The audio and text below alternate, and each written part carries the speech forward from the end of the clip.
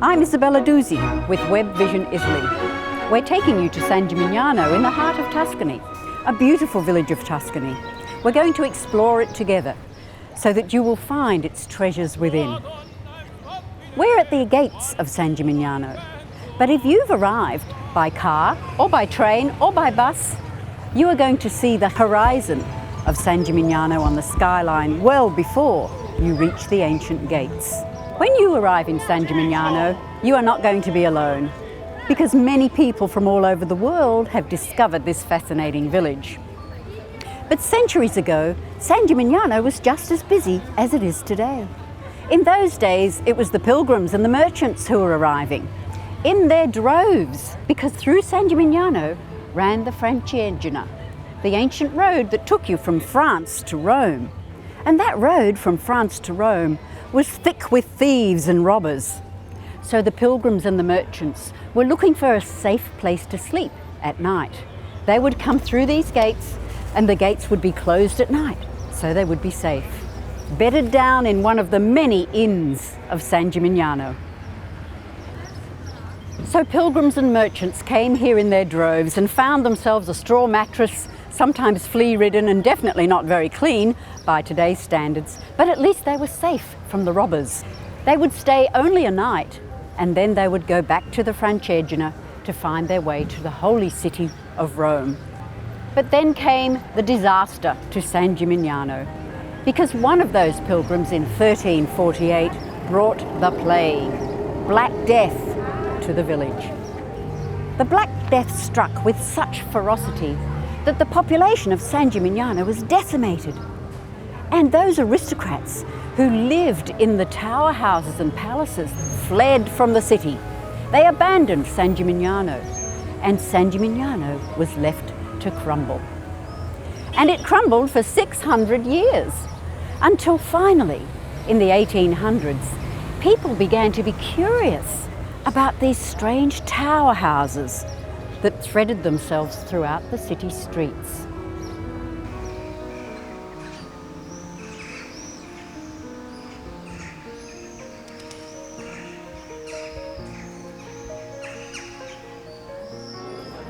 In San Gimignano, it's important to elevate your eyes above the people, because there are always going to be a lot of people here. And if you are careful to make sure you are above the crowd, what you will see are fascinating glimpses of architraves, of window frames, perhaps pagan or Christian symbols sitting side by side. Many times when you come to these villages, it's very easy to just keep on following the crowd. In San Gimignano in particular, you need to look up here. You need to see the Gothic windows, the mullioned windows, the terracotta architraves, the bits and pieces that make San Gimignano special.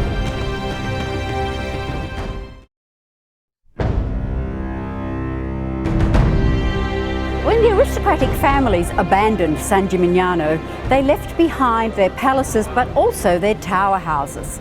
And it's the tower houses that have given San Gimignano its attraction to visitors today.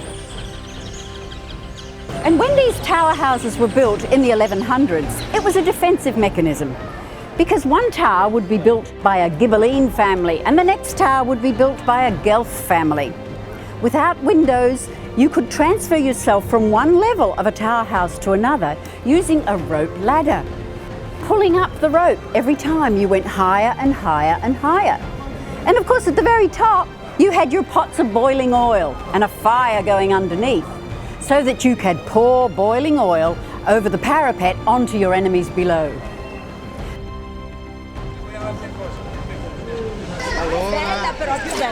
We're in Piazza Cisterna, the heart of San Gimignano, and on a day like this, it's filled with visitors from all over the world.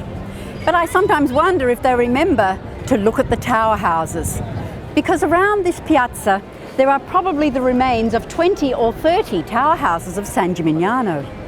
Today, windows have been pushed through the walls and people are using them for their homes. Originally, there were 75 tower houses in San Gimignano, so that when you approached from a distance, all you could see was a skyline, more like Manhattan than medieval Italy.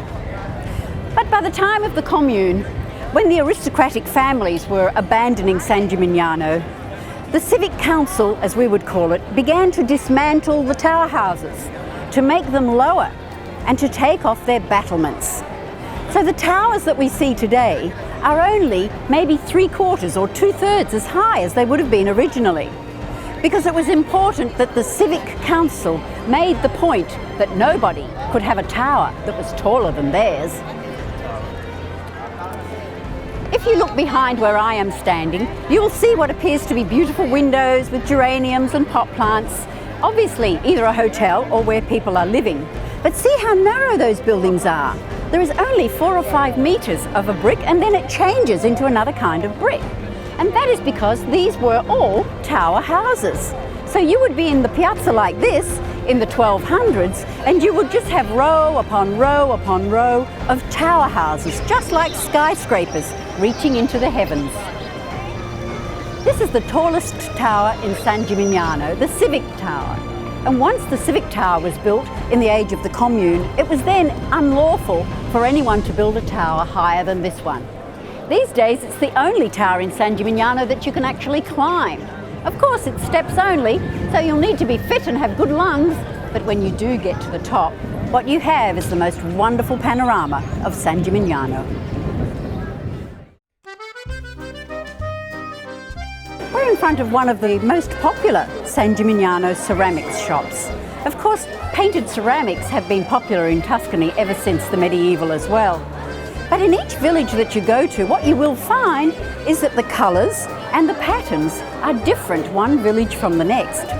So it's important that if you see something you like in a village like San Gimignano because it has beautiful colours, or you like the lemons or the pattern of the peaches and grapes, you need to buy it here because it is not going to be in the next village. We're here with Fiorella in the ceramics shop of San Gimignano. Fiorella is holding one of the designs of San Gimignano, which goes back to the 1500s. Now, it may not be as gaily decorated or as colourful as some of the things you will see on the street front, but if you want to have a real bit of history, a real bit of San Gimignano, you need to look for the historic designs and colours. This is another one. And along the wall here are the San Gimignano designs that date back to the 16 and 1700s. But like many visitors, you're probably going to be attracted to the colour, to the lemons and to the peaches, and to the fine designs. And those you are going to find along the walls of the shops. Certainly they're not going to be down here where they could be kicked or knocked over. Have a look around the walls at these lemons, these grapes, these peaches, horses, beautiful designs, the ceramics of San Gimignano.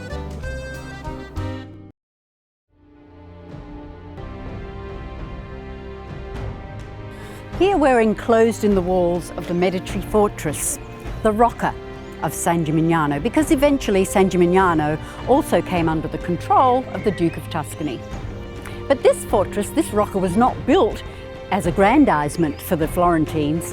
Rather, it was built to protect them from the anger of the people of San Gimignano, who were not happy, they were rebellious.